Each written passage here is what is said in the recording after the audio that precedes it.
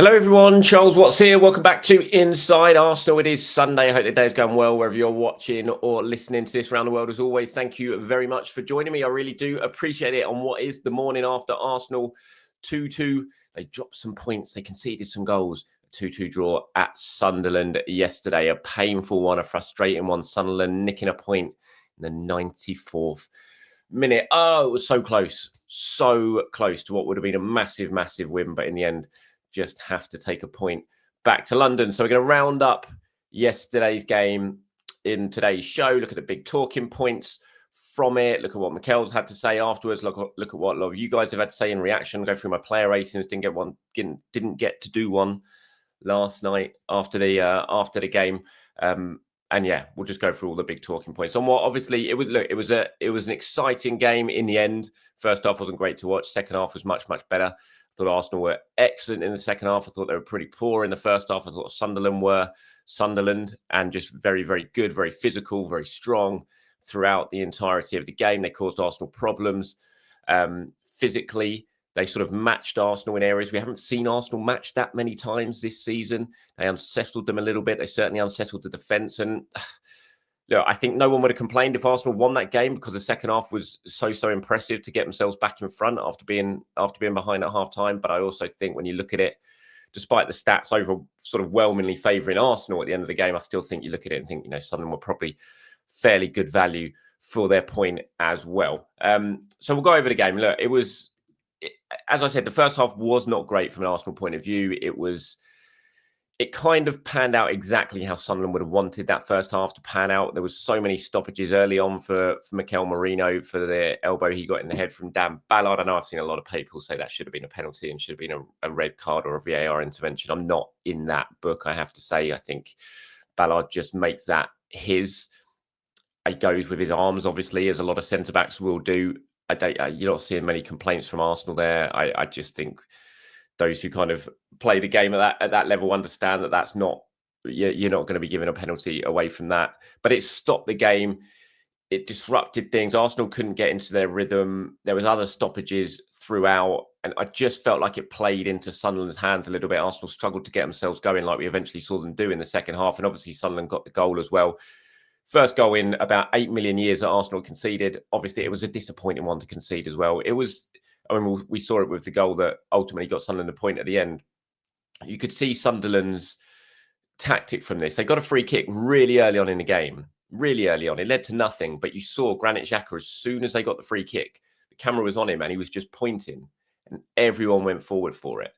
I think it was a free kick right deep inside their own half that you would normally see launched into the box in the final minute if teams are chasing the game, but they did it straight away, got all the defenders up, and that was obviously their tactics. Go up there, try and win the first header, and then see what you can do on the second ball. And that led to their goal, or in fact, it led to both of their goals. But the one in the first half, Declan Rice didn't make the challenge very well. He either misread the flight of the ball or was too worried about Daniel Ballard to really sort of get his head to that ball. So it went over him. The flick came in and Daniel Ballard reacted it first. It was a brilliant goal. Fair play to Daniel Ballard, who had a game for the ages for Sunderland, obviously former Arsenal player, proving a point against his former employers. But it was a brilliant goal, a brilliant touch, fantastic finish. David Raya, no chance, and Arsenal were behind for the first time in a long, long time. They did have a chance to equalise just before half-time. Unfortunately, it fell to William Saliba. He put it over. I mean, that was a good opportunity. Probably should have scored from that position, from Bukayo Saka's knockdown. But it was 1-0 Sunderland at half-time, and you felt that would, before the game, if they were sort of right in how they wanted the game to pan out for that first 45 minutes, that would have been pretty much exactly the script that they were written. So it was all about what Arsenal are going to do. Can they respond? Because they didn't really look too much like responding in that first half. What can they do in the second half? I have to say, I think the first half an hour of that second half was as good as Arsenal have played, certainly against a sort of low block team that I've seen in a long, long time. I thought they were absolutely exceptional on the back of such a demanding week of 3 away games, away at Burnley, travelling to Prague in the Champions League, coming back, Sunderland on a Saturday night. To play the way they played in that first half an hour, I thought was so impressive. And that sort of adds to the frustration I have over the result at the end of the day. But to turn it around the way they did, to create the chances the way they did, to pull Sunderland apart, to move the ball quickly, I just thought it was really, really, really impressive from Arsenal. Obviously, got the goal from Saka to equalise. They had chances before that. Saka had one. Zubimendi had put a pretty tame shot. Eze had one saved. And then the goal was great. Declan Rice just pressed so well, as Arsenal did in that at the start of that first half. Turned the ball over. Lovely little interchange between from that turnover involving Eze and Marino. Slipped in Saka, and a lovely finish from Saka with his right foot, which, he's so good with his right foot. He's worked so hard on that, being able to finish that way, so he doesn't always have to get it onto his left foot, and it paid dividends yesterday. 1-1 at that point, thinking, can they go on and win it? They had chances. Zubimendi are so unlucky when he hit the bar. There was another chance for Zubimendi when Trossard, who was fantastic in that second half, played that ball through, and Zubimendi put it just past the far post, and then Trossard pops up with an absolute thunderbolt. It was just a carbon copy almost of Arshavin's goal at Old Trafford. As soon as that goal went in, it's like that. It was just flashback to that goal at Old Trafford all those years ago. Just very little backlift. The power he got in it, rocketed it into the top corner.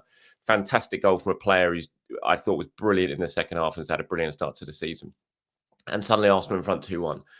And you're just thinking, go on and win this game. Hold on. Anyway, I've said it in these shows in the build up to it, just find a way to win. I knew it was going to be such a difficult game on so many levels yesterday, given the way Sunderland are playing, given the week that Arsenal have had, and Sunderland have had the whole week's rest basically since Monday night to prepare for this one, given the crowd, everything. Just find a way to win. And they couldn't quite do it. And it's so frustrating. I don't think Arteta used the subs bench as well as he could have done. I didn't really have an issue with Mosquera coming on at that point. That's just, the way Sunderland were playing. The only way they were going to really score was from that, a long ball into the box, I felt, and then, getting on the second ball and scoring, which is ultimately what they did. And I think Mosquera coming on was obviously designed to help with that. I don't think you could have brought on anyone else and it still would have stopped Sunderland. I know there's the argument of, if you'd brought on a few more attackers, Arsenal didn't have any attackers, but if you maybe brought on Ethan at one area, or if you brought on Norgard to shore things up in midfield a little bit where players were tiring, that would have stopped Sunderland having the ability to launch it deep into the penalty area. I'm not sure that's ultimately the case. We'll never know now, but I do feel like there was a chance maybe of a Ben White coming on, Hincapié coming on, just to inject some extra legs and energy, because Arsenal did look like they were running on fumes at the end. Which is understandable, again, after the toll that they've had this week in terms of the energy sapping trips, all that sort of stuff. But I didn't think Mosquera coming on. I could absolutely understand that decision. I don't think that really was Arsenal dropping deep at that point. It was just a game that sort of morphed into that of Sunderland launching it, and you had to try and get your head on the initial ball so that they didn't get the second ball. When you look at the goal itself, it was a bad goal to concede. It was a really bad goal. The defense has been fantastic. Obviously, it has. It's broken so many records in this run. But the defense didn't have the best of nights last night. That the initial ball into the box that Dan Ballard wins, there's two players on him. He wins a 2-on-1 duel there to get his head to the ball and keep the action alive. And then David Raya came out when he really shouldn't have come out. But this is David Raya's game. He is a front foot goalkeeper. Obviously, that's what he likes to play. That's how he likes to play. So I can understand him doing it. But if he'd have stayed on the line, it's just catching practice there. Gabriel is kind of out-muscled a little bit. He loses his foot in. He starts to go down, falls a bit, kind of like what he did with when Voltemade scored the goal against Newcastle. Gabriel's been so good, but I don't think he had the best of games yesterday. He just lost his foot and started to go down. It's not a foul. It's not a high foot in my view. It's a perfectly fair goal. Good finish from Robbie, but there was a lot of things when Arsenal look back on that goal and think, that could have been easily avoided. I mean, you look at those stats there, and I say Sunderland deserved a point. You look at the stats, it doesn't paint a picture of a game where Sunderland really deserved a point in that. But I think when you actually watch it, it felt like you can't really complain too much as an Arsenal point of view. The frustration I have, and this is my main, and I know I've seen reaction online, everything like that, about, throwing it away, this is the end of the world, all that sort of stuff. I don't see it that way. I have to say, the crux of my frustration today is just knowing how big that win would have been for this team on the back of such a difficult week with so many attackers out. Had Arsenal had a bench full of their best attackers and they changed that game in the second half and they brought them on, I'm sure the game would have been different. But that wasn't the case. And if they'd have just been able to hold on, to come back from behind, given everything that's going on, given the week they've had, given the players they've been missing, to come back from behind against a team who are at the who are flying right now and full of confidence, it would have been a massive win. I still don't think this is a terrible result by any means. I was watching the match the other day. analysis yesterday, and I really agreed with what Theo Walcott and Alan Shearer said after the game on their analysis. Is when you look back at this result, I don't think it's going to age terribly at all.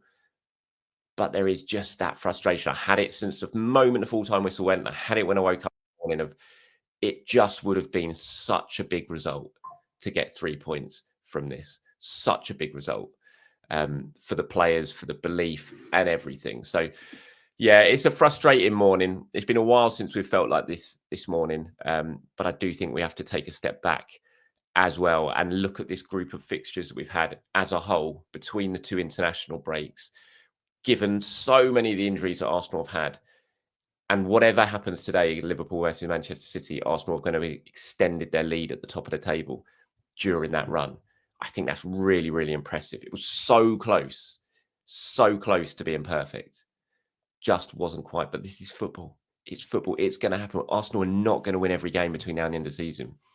If you're going to win this title, you are going to have to work so hard for it. You're going to drop points and you're going to have to bounce back and you're going to have to respond.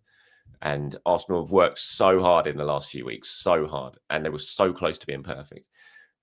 It's not the end of the world, this result. It's frustrating. I feel for the players more than anything else because I know how big that win would have been. But I really am not sitting here now devastated or thinking this is a game that Arsenal have absolutely thrown away. It was just a really difficult game that they did so well to get themselves back into it. Should have held on, didn't.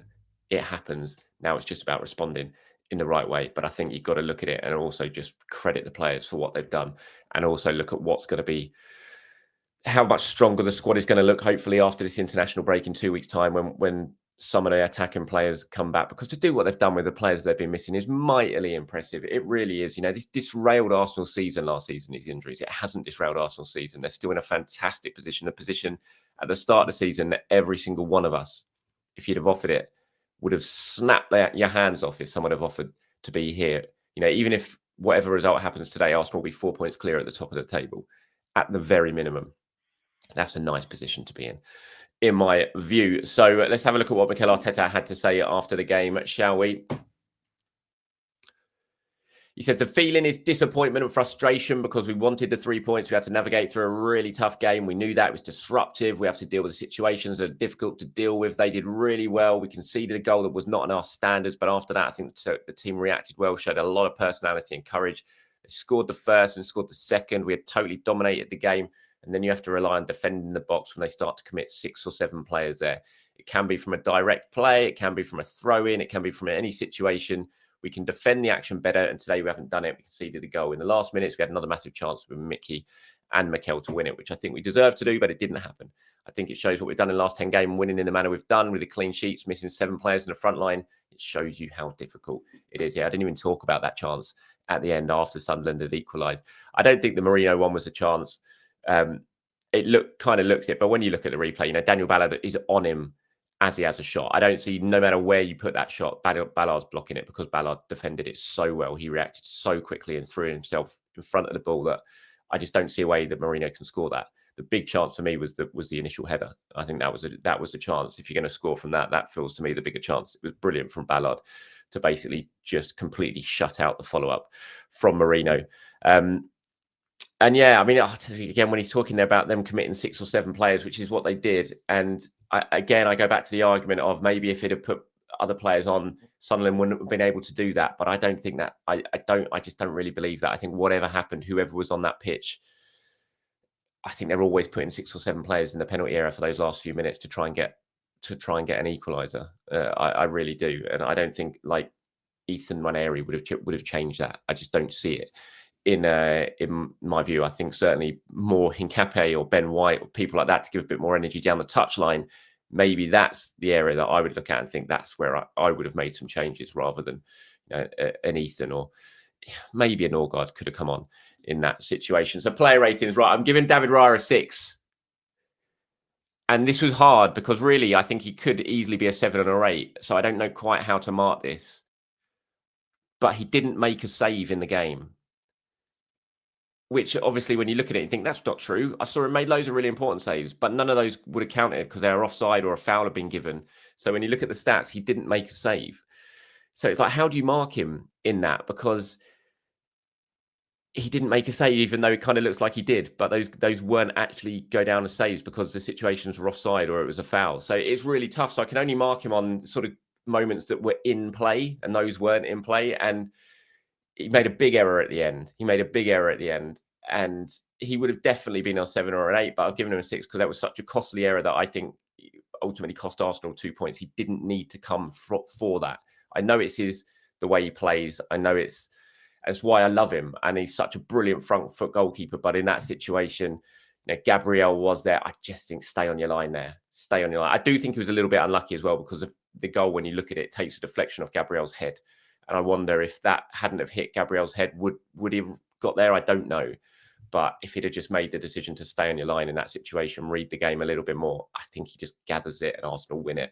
I know I'm going to get grief for giving David Raya another 6. I didn't want to give him a 6, but if those shots would have counted and he'd have made the saves, if those saves would have counted, then obviously he would have got more. But ultimately they didn't. It was kind of like those it's hard to explain. It's kind of like those were shots that would have been saved in the warm-up or something like that because they just don't count. As good as saves as they were, they didn't affect the game because the game wouldn't have counted if the goal had gone in. If you see what I mean. So I gave him a 6. So I'm awaiting for the reaction to that. I'm well aware of it. It's going to come. Timber I gave a 7. Saliba I gave a 7. Gabriel I gave a 6. Calafiori gave a 6. I thought Timber and Saliba were probably Arsenal's 2 best defenders on the day. I didn't think Calafiori or Gabriel played badly. I just felt they didn't go above and beyond. Gabriel looked shakier than I've seen him of late. And obviously, I think he made, like Raya, I think he made a mistake for the goal. I just think he got a bit out-muscled there, lost his footing. And it was just sort of the shakiest he's looked. But that's, when your level's been up here for so long, if you just have a normal game, your level suddenly seems like down there. And I don't think it was. I think it was a solid performance from him in a really physical game. But it was just a shade under, I thought, Saliba, although Saliba missed a big chance himself just before half-time. So I gave Calafiori and Gabriel a 6. It was the least chaotic performance I've seen from Calafiori in a long time, I have to say. Rice I gave a 7. Zubimendi I thought was brilliant in the second half. Really, really good. So unlucky not to score, was popping up all over the pitch, was making things happen, was starting things off, was getting into the final third and getting in it on the end of things. I thought it was a fantastic second half from Zubimendi. I gave him an 8. I gave Saka an 8. Could have scored, should have scored before he got the equaliser, but I thought he came alive in the second half. And you look at his numbers, they were very, very solid, very good in all areas. I gave him an 8. Eze a 6. Could have maybe done better with 1 or 2 of the opportunities he had in the second half. I thought he was very involved in the second half, which was good. He was involved in the goal in Saka's equaliser. A good little snapshot on the edge of the box when he chested it and got himself an opportunity, but unfortunately was straight at the goalkeeper. Find a corner with that, and it's probably a goal. So I gave him a 6. Trossard, I thought, like Zubimendi, was just brilliant in the second half. Not just a goal, but he's just all-round play. The pass he played for Zubimendi, which Zubimendi put past the post, I thought was just fabulous. And he's got, I think it's 4 goals, 4 assists now for Trossard. He's got most goal involvements of anyone this season. Really, really playing well. And I thought he was excellent yesterday in that second half. So I gave him an 8. Marino, I gave a 6. Just would have been nice to have Victor Gyökeres up front, no doubt about it. Yesterday, Marino's doing what you're kind of asking of him. And it was a difficult game for a centre forward against a really physical side. And yes, I gave him a 6. Only 1 sub, obviously Mascara right on at the end, so I'm not going to give him a grade. So those are my ratings. Raya 6, Timber and Saliba 7, Gabriel Calafiori 6, Zubimendi 8, Rice 7, Saka 8, Eze 6, Trossard 8, and Marino 6. I'm going to give Trossard my man of the match. I think it was a real close one between Zubimendi and Trossard. Saka was good as well, but I thought it was between Zubimendi and Trossard. But just for the sheer quality of that finish, as well as his all-round game in that second half, I'll give Trossard my man of the match. Right, let's go through a few of your comments now before we wrap this one up for today. Sean says, hi, Charles. We had a poor 70 minutes today. Played well for 20. Feel like Arteta reverted back to his old self with the subs. Tried to defend the lead when we looked poor at the back all game. Should have kept going at them. Also, Raya's fault for the second goal. I know he's been very good, but he has moments like that. Making poor decisions shouldn't have come for the ball. Yeah, I agree with that. On Raya, I thought Arsenal played better than just... I thought it was a bit more than just a 20-minute spell that they played well. I mean, I get the subs argument. I think everyone's going to have sort of different views on it in terms of I just don't look at what Arsenal could have done off the subs bench to really kept going at them. I just think that the team was so knackered, and I think the introduction of Ethan was basically the only real attack you could have done to try and keep going at them. I just don't think that would have made a difference in that game. I think Sunderland would have bypassed that area of the pitch very, very comfortably. It would have just been launched the ball long, which is what they did. Maybe, as I said earlier, the fullbacks could have helped you get the ball, carry the ball away down the flanks a little bit more. That's the area where I think maybe he could have made a difference with his subs. Elizabeth says, "Hi, Charles, here after the game. Unfortunate not to get all 3 points, but that was actually an entertaining game to watch. It's been a great winning run. Let's be honest, we're not going to win every game, though, through to the end of the season. Sunderland were very good. I can see why they're high up in the table. Our top competitors will struggle to get points there if Sunderland keep playing that way. Looking forward to getting our attacking players back after the break and continuing to march on. 3 very important fixtures in 1 week where we need everyone. Let's all manifest a draw for City versus Liverpool." Ryan says, "Hi, Charles. Can you please shed some light on why he kept extremely tired players on the bench when he had Norgard, the Beast in Capier, and MLS on the bench? You could see poor Declan gassed with his grueling work rate, and Saka didn't defend. It's not like these players aren't good enough. 2 points dropped by poor management." Yeah, I suppose maybe MLS, actually, that could have, the way he protects the ball at times and can sort of drive forward, that could have been an option for Mikel Arteta. Can I shed some light? I can't shed some light on it, unfortunately. No, that was Arteta and his coaching staff decided to go the way they did, but I can absolutely understand the frustration of fans. Max agrees. He says Arteta deserves a lot of the blame for 2 drop points. I can't believe Marino was still on late in the game. He looked exhausted long before their second goal and was predictably too exhausted to close down the player who puts the ball in. I'd have preferred Hincapié on for Marino, slide Trossard to the centre. Even a noose would have been an upgrade on how tired Marino looked. Devan says, "Gutted to drop points, not clinical enough in the boxes. Baffling why Arteta didn't make subs at 2-1 up." I think Arsenal were fairly clinical in the boxes in the attacking sense. They did, but I think Saliba's was the one real sort of big chance that they missed, maybe Saka's. I'm not going to blame the attack for yesterday. I think when you come back and you score 2 goals away from home at a team like Sunderland, who've got the best, other than Arsenal, best defensive record in the league, I think the attack, especially an attack that's so weakened as Arsenal is at the moment, I think they did their job. I think it was the other box where Arsenal let it slip. And we haven't said that many times this season because the defense has been so good. But I think 2 goals away from home is enough to win you that game if you defend as well as you possibly can. But I just don't think Arsenal defended anywhere near as well as they possibly could yesterday. And finally, one from Gordon says, "Good game. Pity we had to concede that Mr. Blobby goal in added time, but we put in a shift in the second half. Rice was great driving us on. Trossard and Saka good too. Was a little worried at halftime. Didn't see us scoring as Marino was pretty anonymous at that time. Take the point and move on. Others will find it tough there." So sort of difference of an opinion from various people in their reaction to the game yesterday. And that's it from me today, everyone. Thank you for watching. Thank you for listening. Enjoy the rest of your Sunday. Sit back, watch the game later. Let's see what that will bring. I'll be back in the morning to do it all over again. Reaction, of course, to that Man City versus Liverpool game, as well as talking all things Arsenal once again. Have a great day. Enjoy the end of your weekend. Bye-bye.